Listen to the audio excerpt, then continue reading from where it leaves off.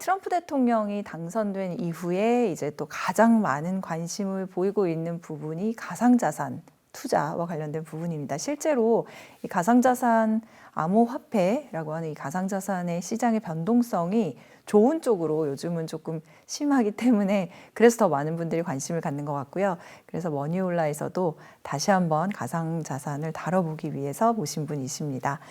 홍익희 교수님 모셨는데요. 교수님께서는 최근에 모든 돈의 미래 비트코인이라는 책을 내셔서 지금 베스트셀러에 책이 올라 있기도 합니다. 교수님 안녕하세요. 예, 안녕하세요. 네, 오랜만에 머니올라에 나오셨어요. 네, 4년 만에 나왔습니다. 그렇죠.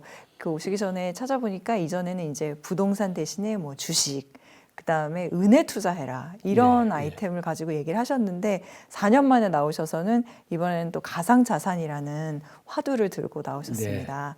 교수님도 투자를 하고 계신 건가요? 예, 조금 하고 있습니다. 아, 조금이요? 예. 그럼 교수님은 지금 모든 돈의 미래라고 하는 비트코인을 알게 되신 건 얼마나 되신 거예요?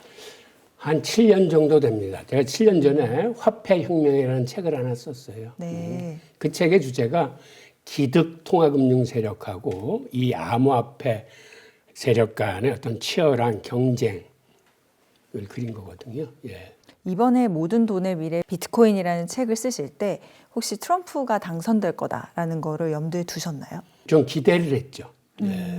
왜냐하면 책의 출간이라든지 그런 게 시기를 보다 보면 이게 이제 트럼프가 되면 당연히 이 책이 조금 더 잘 나갔을 거다 그런 고려가 맞습니다. 있으셨는지. 그러면 이번에 이제 트럼프가 되고 나서 암호화폐 시장은 교수님이 예견한 대로 지금 가고 있나요? 그렇죠. 지금 어떤 의미에서는 완전히 새로운 시대가 지금 개막됐다라고 말씀드릴 수 있어요. 그러니까는 천지개벽에 가까울 정도로 암호화폐 세상이 바뀌고 있습니다.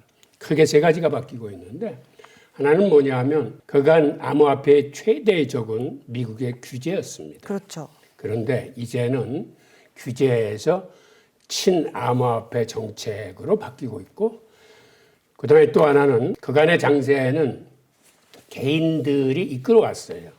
그런데 지금의 장세에는 기관들이 이끌어가는 기관 주도 장세가 됐습니다.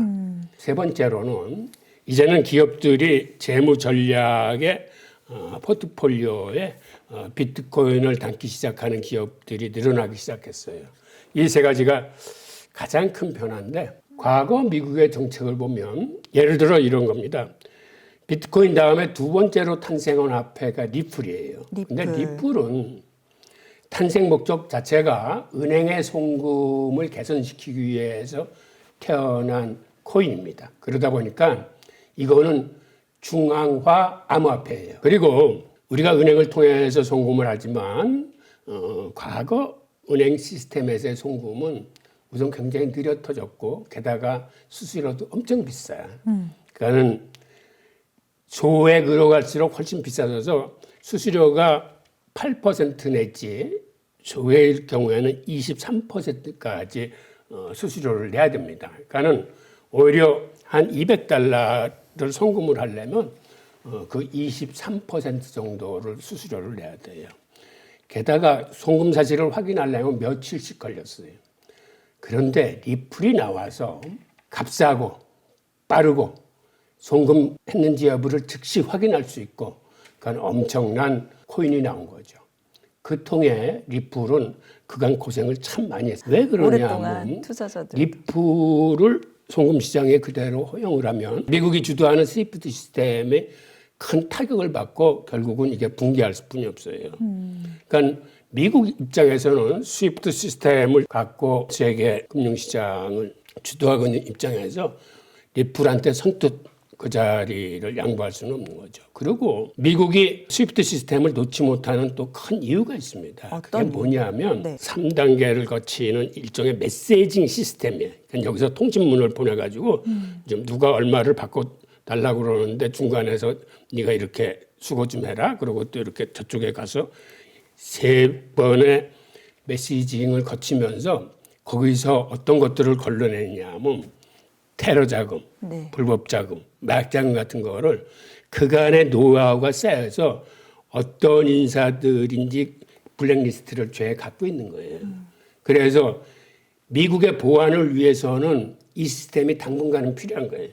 그러니까 이거를 미국이 쉽게 양보하지 못하는 이유는 디지털 화폐나 뭐 스테이블 코인이나 가상자산으로 송금 시장이 가더라도 그 시장에서도 테러 자금 같은 건 막아야 되기 때문에 지금 그 방법을 민간 기업들하고 열심히 강구를 하고 있습니다.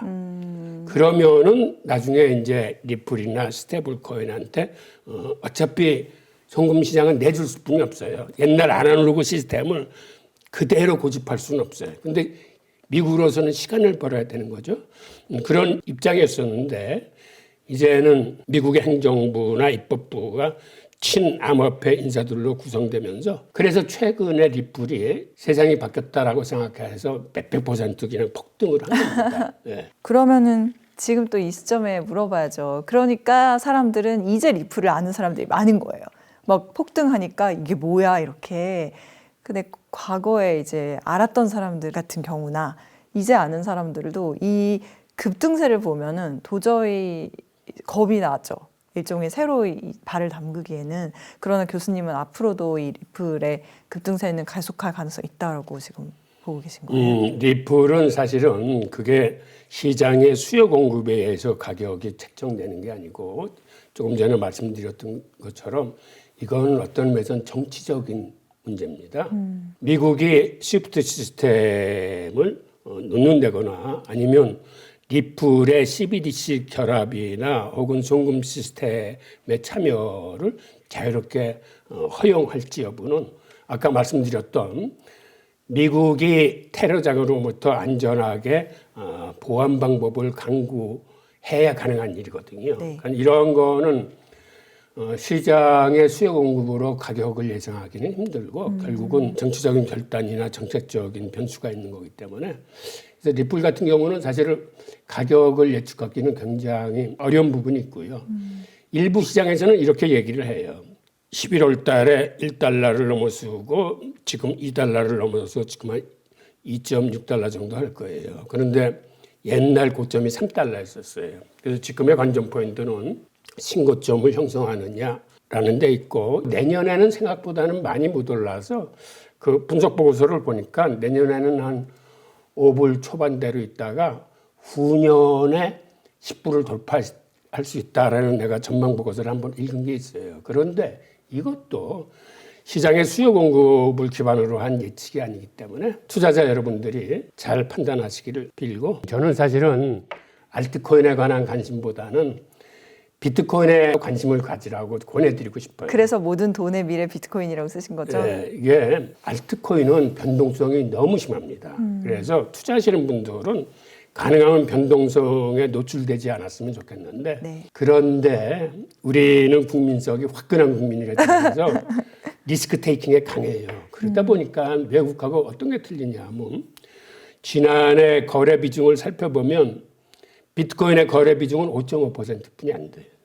알트코인이 94.5%고 그나마 이더리움도 그렇게 많지 않아요. 1.6%인가 그렇고 대부분 변동성이 큰 대박 날 수 있는 코인을 찾아서 이렇게 하시는 경우가 많은데 네. 근데 불행하게도 네. 여태까지의 수익을 보면 비트코인에 따라오지 못해요. 수익률 외국 측면에서. 투자자들은 기본적으로 비트코인 비중이 일단 50%가 넘습니다. 가상자산에 투자한다 할 때. 예. 그런데 우리는 비트코인 투자 비중이 굉장히 적어요. 그래서 제가 말씀드리는 거는 가능하면 심플하게 우리도 비트코인 비중을 좀 늘리시면서 투자라고 권해드리고 싶고 제 방법은 이렇습니다. 주식에서도 지수 추정하는 패시브 펀드의 수익률이 액티브 펀드보다 훨씬 높아요. 이건 워렌 버핏이 내기에서도 증명한 사실이고 그래서 암호화폐 분야에서도 우리가 패시브 펀드 투자를 할 수 있어요. 즉 시총대로 비중을 쫓아가시면 됩니다. 도미넌스 비중. 그러니까 100이라는 투자 자금이 있으면 비트코인 60, 이더리움 15, 기타 알트코인 25 정도로 하고 비트코인과 이더리움은 적립식 장기 투자, 분산 투자를 하시고 알트코인은 이건 주식처럼 매입 시기, 매도 시기를 여러분들이 선택하시면 됩니다. 한국인은 화끈하니까 알트코인도 하긴 해야겠다. 교수님께서 그런 어떤 일종의 여지를 두신 거라고 생각하고 다시 비트코인 얘기로 돌아가 보겠습니다. 그러면 교수님께서 이렇게 확고하게 비트코인의 패시브 펀드 투자 전략을 거론하시면서까지 적립식으로 말씀하신다는 거는 그만큼 저는 확신이 있다라고 느끼거든요. 비트코인의 미래에 대해서. 그럼 교수님께서 확신을 가지고 계신 거는 지금 이야기한 요즘의 근래의 흐름 때문인가요? 아니면 이미 그 전부터도 교수님께서는 이거는 요즘의 변화무쌍하지만 요즘이 굳이 아니더라도 이건 과거로부터의 어떤 데이터예요. 즉 외국인들은 비트코인 투자 비중이 한 5, 60%가 넘기 때문에 그들은 안정적인 투자를 하고 있습니다. 그런데 우리 같은 경우는 어떤 상황이 벌어지냐면 포모와 포드에 휘둘려요. 무슨 얘기냐면 비트코인 가격이 확 오르면 그때 막 쫓아 들어갑니다. 네. 소외당할지 모르니까. 그렇게 되면 어떤 현상이 벌어지냐면 김치 프리미엄이 끝간데 없이 튀어요. 그래서 신고점 근처에 가면 과거에 우리나라 김치 프리미엄은 올 초만 해도 한 10% 갔어요. 그러니까 외국보다 10% 이상 비싸게 사는 거예요. 과거에는 한 20%까지 갔어요. 그런데 이게 어떤 현상을 겪냐면 비트코인이 아닌 알트코인 투자가 강하다 보니까 이렇게 비트코인이 상승하다가 이제 횡보세나 하락세로 들어가면 알트코인은 폭락세가 나와요. 그러다 보니까 김치 프리미엄이 떨어지면서 네. 대부분 이 시장에서 떠나버립니다. 그러니까 투자를 지속적으로 장기적으로 하시는 분이 굉장히 적어요. 그래서 지금같이 이렇게 비트코인이 상승세를 치고 급하게 올라가도 여기서 수익을 보시는 분들이 극히 적어요. 비트코인 투자하시는 분들 숫자도 작고 비중도 적기 때문에. 네. 그래서 이제는 마음 편히 적금 들듯이 돈이 생기는 대로 매월 혹은 매주 일정한 금액을 이렇게 사모으시는 그런 적금 들듯이 하는 투자를 권하면서 특히 비트코인 비중을 늘리십사 하는 거를 권해드립니다. 장기 투자를 말씀하시는 예. 거죠, 교수님께서는. 알겠습니다. 자, 그러면은 이제 트럼프 행정부가 들어서서 트럼프 2.0에는 과연 어떤 식으로 흐름이 가게 될까요, 비트코인? 네, 지금 이제 어떤 식으로 가게 되냐면 아시겠지만 트럼프가 당선돼서 미국의 행정부만 바뀐 게 아니고 입법부도 바뀌었습니다. 이번에 하원 435명 중에서 친암호화폐 성향이 247명, 반암호화폐 성향 113명을 압도적으로 많이 당선됐어요. 네. 상원도 25명 중에서 친암호화폐가 15명, 반암호화폐가 10명. 그리고 공화당은 과거서부터 친암호화폐 정당입니다. 그런데 이번에는 민주당조차도 친암호화폐 당선 인원이 이제 과반수가 넘어서 친암호화폐 쪽으로 선회를 하고 있어서 행정부뿐만 아니라 입법부도 이제는 규제 법안보다는 지원 법안 발의를 더 많이 하고 그쪽으로 지원을 할 겁니다. 그리고 사실 트럼프를 얘기할 때는 우리가 또 가장 많이 얘기하는 게 트럼프의 아들들. 맞습니다. 네, 아들들로 인해서 더 가상화폐 이쪽에 대한 트럼프의 지지가 더 탄력을 받을 거다. 그 얘기도 교수님 좀 자세히 들려주시겠어요? 일단은 트럼프가 친암호화폐 쪽으로 급하게 자세를 전환한 가장 큰 이유는 당선되기 위해서 표심을 잡기 위해서입니다. 왜 그러냐면 미국이 최근에 들어서서 암호화폐 투자자들이 굉장히 늘어났어요. 지난해 4월 기준으로 미국 국민의 22%가 암호화폐 투자를 했습니다. 이 숫자가 한 7,600만 명 정도 되는데 미국의 유권자 숫자가 2억 4천만 명이기 때문에 네. 이게 거의 3분의 1이에요. 그러니까는 암호화폐 성향의 표심을 잡는 게 이제는 당락에 직결되고 있습니다.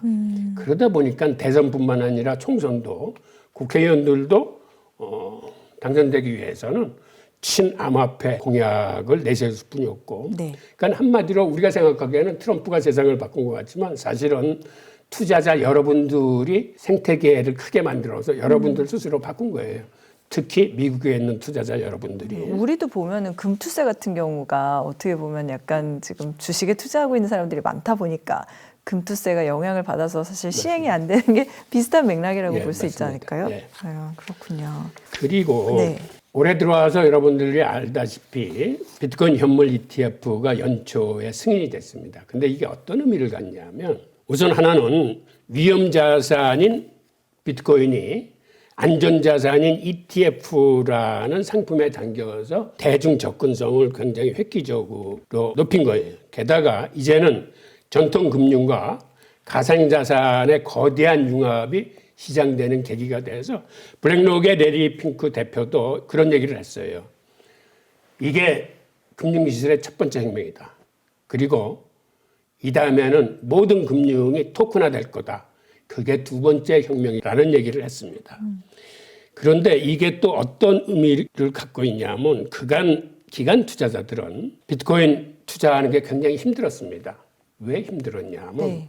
우선 세금 문제, 회계 문제, 사들여도 이걸 어디에 보관해야 되는지 수탁 문제가 이게 쉽게 해결할 수 없는 문제였는데 이게 ETF가 나오면서 이거를 일거에 해결해 줬습니다. 그래서 올 초부터 이제 기관 투자자들이 비트코인 ETF를 포트폴리오에 담기 시작했는데 미국은 일정 액수 이상의 투자 기관들은 그 미국 증권거래위원회 SEC에 분기별로 포트폴리오의 변동을 보고를 해야 돼요. 그걸 조사해 보니까 1분기에 944개 기관 투자자들이 비트코인 ETF를 그들의 포트폴리오에 담았어요. 이게 굉장히 많은 수치처럼 보이지만 미국에는 기관 투자자의 숫자가 10,000개가 넘습니다. 그러니까 이게 한 9% 정도 되는 거예요. 그리고 아직까지는 대형 투자기관들이 이 시장에 입지를 하고 있지 본격적인 진입은 하지 않았어요. 그럼 그만큼 잠재적으로 더 수요가 늘어날 예. 가능성이 크다는 거죠. 그래서 1분기만 하더라도 기관 투자자들이 이 시장 거래 비중의 한 30% 정도를 차지하고 있다라고 추정을 했었는데 최근에는 더 놀라운 보고서가 나왔습니다. 체이널리시스라는 보고서에 의하면 북미에서 가상자산 거래의 70% 이상이 한 건당 $1,000,000 이상이 되는 거예요. 와. 그러니까 이거는 개인들의 투자 거래라고 보기 힘들고 이거는 기관 투자자들이라고 봄으로써 이제는 기관 주도 장세가 비중이 한 70%가 넘어가는 걸로 아주 급격한 변화를 보이고 있습니다. 이게 지금 비트코인 가격을 급속도로 예상보다 빨리 지금 끌어올리고 있습니다. 교수님 아까 트럼프 아들들이 예. 미친 영향에 대해서 여쭤봤는데 그 얘기를 좀 하죠. 우선 트럼프가 이렇게 바뀐 이면에는 아들들이 아빠한테 많은 얘기를 했어요. 그러니까 트럼프가 일기 때만 해도 비트코인은 사기다라고 얘기했던 사람이에요. 이거는 다단계 사기다라고 그랬는데 아들들이 아빠 그거 아니야. 그리고 비트코인이나 가상자산은 이러이러한 장점이 있어서 일단 아들들 얘기를 듣고 그다음에 선거 캠프에 친암호화폐 인사들이 많이 들어왔어요. 참모들로부터 얘기를 많이 들은 겁니다. 네. 그리고 트럼프는 촉이 좋아가지고 암호화폐 투자자들이 많이 일어났기 때문에 본인이 당선되려면 그들의 표심을 잡아야 된다는 걸 알아서 그래서 아마 본격적으로 바뀌었을 겁니다. 그리고 최근에 그 아들 둘이 디파이 산업에 진출했어요. 아시겠지만 디파이 산업은 탈중앙화 금융입니다. 네. 그리고 또 하나 트럼프가 흡수한 게 그 로버트 케네디 무소속 후보가 몇 가지 공약을 내셨어요. 아주 진취적인 공약을 내세웠는데 본인이 당선되면 가상자산 거래의 자유를 보장하겠다. 두 번째는 미국 예산을 블록체인 장부에 다 올려서 국민들한테 재공개를 하겠다. 세 번째는 비트코인 결제를 허용하겠다라고 그러는데 그중에 많은 부분을 트럼프가 흡수해서 공약 속에 이제 녹여냈습니다. 그리고 현재 지금 세상이 바뀌고 있는 요인 중에 또 하나는 기업의 재무 전략의 일환으로 비트코인을 담기 시작했습니다. 예를 들어서 지금 기업들은 사내 유보금을 엄청나게 갖고 있어요. 그렇죠. 그래서 이거를 투자처가 마땅하지 않으면 그들은 계속 이렇게 보유를 합니다. 그런데 4년 전서부터 마이크로 스트래티지라는 기업이 이런 사내 유보금을 가지고 비트코인을 사서 담기 시작했습니다.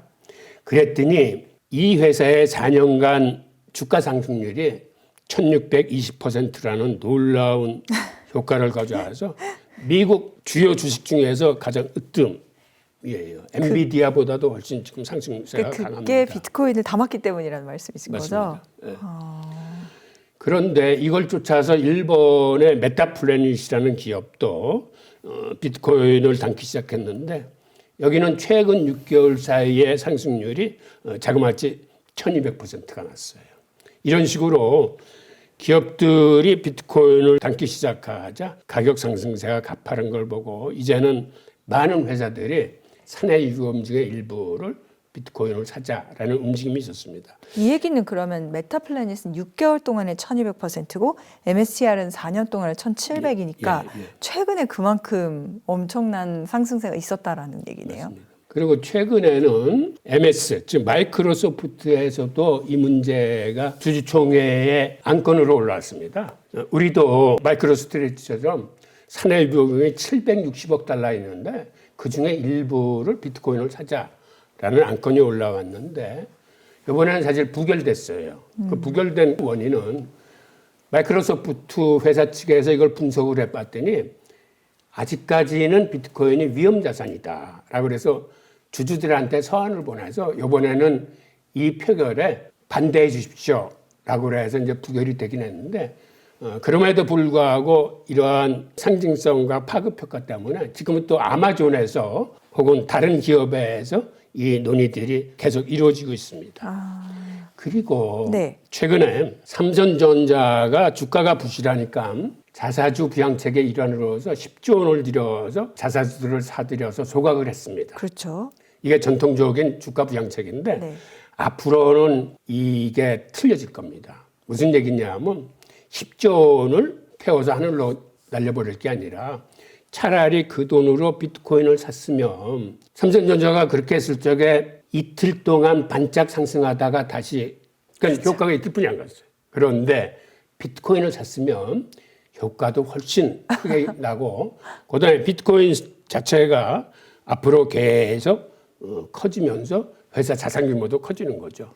그래서 이제는 기업들이 자사주 소각 대신에 아마 비트코인을 사는 기업들이 이제 많이 늘어날 겁니다. 교수님 그럼 궁금한 게 그러니까 그때 삼성전자가 10조 원어치의 자사주 소각 발표를 했을 때 그 10조 원으로 그걸 하는 게 아니라 10조 원어치의 비트코인 샀으면 그 이후에 비트코인이 올라서 맞죠. 그게 훨씬 더 삼성전자에 큰 힘이 돼줬을 거다 이런 말씀이신 맞습니다. 거예요? 맞습니다. 그 현실적으로 가능한 시나리오인가요?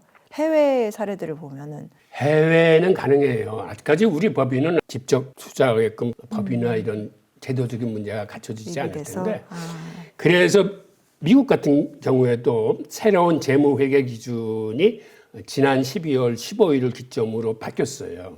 그간 기관이나 기업이 비트코인을 사더라도 이거를 회계상 어떻게 처리해야 될지가 불분명했어요. 예를 들어서 상가격, 즉 장부 가격으로 이걸 평가를 해야 되는 건지 아니면 팔아서 손실이나 이익이 확정됐을 때 그 가격을 반영해야 되는 건지 아니면 측정일 당시의 시세를 평가받을 수 있는 건지 불분명했는데 이제는 공정가치를 인정해 주기로 했습니다. 뭐냐면 측정일 당시의 시세를 인정해 주기로 했어요. 새로운 재무회계 기준이. 이런 회계 기준이 명확해졌고 그다음에 하나는 우리나라 같은 경우는 지금 법으로서 이 분야를 맡고 있는 게 많은데 아마 그런 것들이 앞으로 해소되리라고 보고 있고 그러면은 새로운 제도적 틀 안에서 가능해질 거라고 봅니다. 이게 단순히 기업만이 아니라 우리나라의 기관 투자 뭐 가장 큰 건 국민연금 같은 게 있는데 지금 그런 데들도 약간 고갈 우려가 막 나오잖아요.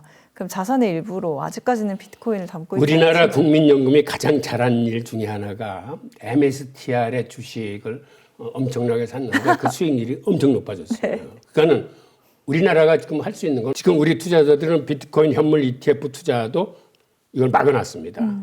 그래서 할 수 있는 거는 비트코인을 산 기업의 주식을 사는 건데 네. 오히려 국민연금은 그 통해 수익률이 더 높아졌어요.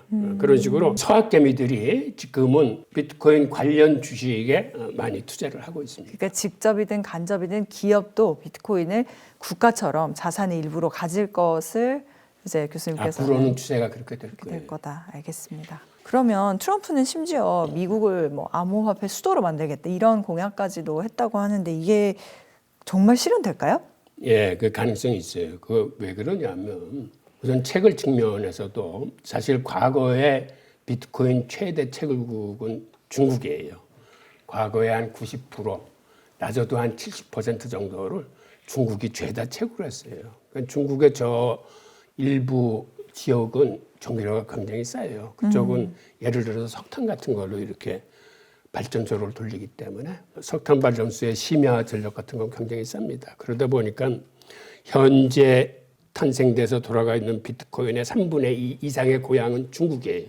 중국에서 태어났는데 2021년 5월에 중국이 비트코인 허용을 했더니 중국 부호들이 자본 유출이 심해지더라. 그래서 자본 유출을 막기 위해서 채굴을 비롯한 모든 행위를 금지시켰습니다. 그때 중국에서 비트코인 해시레이트가 70% 정도 됐던 게 0%로 확 줄어들어요. 그러니까는 정부가 그렇게 강경하게 나오니까 채굴업자들이 채굴을 하지 않고 숨지게 지켜보고 있었는데 그 다음에 정부의 눈치를 보면서 슬금슬금 다시 채굴을 하기 시작해서 그해 말에 한 21% 정도 회복하더니 지금은 세계 비트코인의 한 55%를 채굴하고 있습니다. 그게 이제 지금 보이시는 이 그래프인데 그 틈에 어느 나라가 여기 파고들었냐면 바로 미국이에요. 그 시기를 전후해서 미국이 비트코인을 채굴하는데 지금 비중이 중국 다음에 높은 40%예요. 그러니까 이 두 나라가 세계 전체 비트코인의 95%를 채굴하고 있습니다. 그런데 트럼프가 얘기한 채굴 100%를 지원하겠다는 얘기는 그게 어느 정도 가능성이 있는데 왜 그러냐 하면 미국의 전기료가 OECD 국가 중에서 가장 쌉니다. 게다가 과거에는 중국보다는 약간 비쌌는데 최근 들어와서는 오히려 중국보다 전기료가 더 싸지고 있어요. 그래서 채굴 경쟁력에서 중국을 앞섰기 때문에 중국의 채굴량을 미국이 가져올 수 있다는 거고 또 하나 더 대단한 거는 미국에서 지금 기간 주도 장세로 변하면서 비트코인 거래량이 아주 급증을 했습니다. 그러니까 세계 거래량의 지금 한 23% 정도로 미국이 거래를 해요. 그래서 다른 나라에 비해서 압도적으로 거래량도 많기 때문에 앞으로는 채굴과 거래 양측에서 미국이 석권할 가능성이 있습니다. 그럼 중국은 어떤데요? 중국은 지금도 모든 것을 금지한 그 법안은 그대로입니다. 아, 그대로예요. 근데 단 중국 정부가 밀거래 같은 걸 묵인해 주는 것 같아요. 네, 그래서 채굴도 밀채굴이고 거래 상태도 법적으로는 금지돼 있지만 민간 차원에서 밀거래가 성행하는 걸로 보입니다. 그러면은 저희가 이제 지금까지는 어떻게 보면 업사이드를 얘기를 했다고 하면 사실 다운사이드에 대한 얘기가 이게 내리막 장세에서는 많이 나오는데 오르막 장세에서는 뭐 약간의 우려가 있긴 하지만 그렇게 많은 얘기를 안 하거든요. 교수님께 굳이 여쭤본다면은 이게 변동성이 아주 크잖아요. 그래서 보면 뭐 2020년대 초반에 8천만 원까지 갔던 비트코인이 뭐 1년 만에 4분의 1 토막이 났다가 그 다음에 뭐 다시 막 오르고 그거를 막상 겪고 있을 땐 진짜 얼마나 롤러코스터를 탄 기분일까 싶은데요. 교수님도 그럴 가능성은 여전히 남아 있다고 보시는 거예요? 물론 자산이기 때문에 그럴 가능성은 있습니다. 뭐 세계적인 신용 경색이 들이닥친다거나 경기 침체가 심하게 온다거나 뭐 등등 가능성은 있는데 예전보다는 가능성이나 그 깊이 같은 게 많이 줄어들 겁니다. 왜 그러냐면 과거에는 현물 생태계 시장의 규모가 그렇게 크지 않았기 때문에 개인들이 이끌어오던 시장이라 세력들이 마음먹으면 선물 시장을 악용해서 얼마든지 현물 시장을 움직일 수가 있었어요. 이걸 여러분들도 아시다시피 웩도덕 현상이라고 그러는데 한마디로 꼬리가 몸통을 흔든다고 그래서 즉 선물 시장을 활용해서 현물 시장을 엄청나게 흔드는 겁니다. 그러니까 세력 같은 입장에서는 시장을 흔들 수 있으면 그들이 파생 상품에서 옵션에서 아래 위 변동성을 활용해서 돈을 벌 수 있기 때문에 그들은 과거에는 그런 식으로 많이 시장을 흔들었습니다. 그런데 문제는 이제 틀려졌어요. 왜 그러냐면 블랙록 같은 대형 자산운용사가 들어오면서 블랙록은 이 분야에 사실은 큰 형님이에요. 자산운용 규모가 10조 달러에 달합니다. 10조 달러 그러면 얼뜻 이해가 안 오시겠지만 세계에서 총 발행된 달러의 총량이 지금 7조 달러예요. 그건 엄청난 자금력입니다. 이런 블랙록이나 피델리티가 들어와서 현물 시장을 키우고 있기 때문에 옛날처럼 현물 시장이 이제 작은 시장이 아니에요. 등치가 커졌어요. 그리고 함부로 선물 시장에서 세력들이 옛날처럼 그렇게 흔들어대지를 못합니다. 왜 그러냐면 선물 시장에 있는 큰 형님들이 반격을 하면 작은 세력들이 당해내지 못해요. 그래서 이제는 정상적인 주식시장에서도 한 20-30%의 조정은 일상 우상향하더라도 오는 거기 때문에 그 정도의 조정은 건강한 조정은 받아들이지만 옛날처럼 반토막 혹은 반의 반토막 나는 거는 이제는 쉽지 않다라고 말씀드릴 수 있습니다. 네.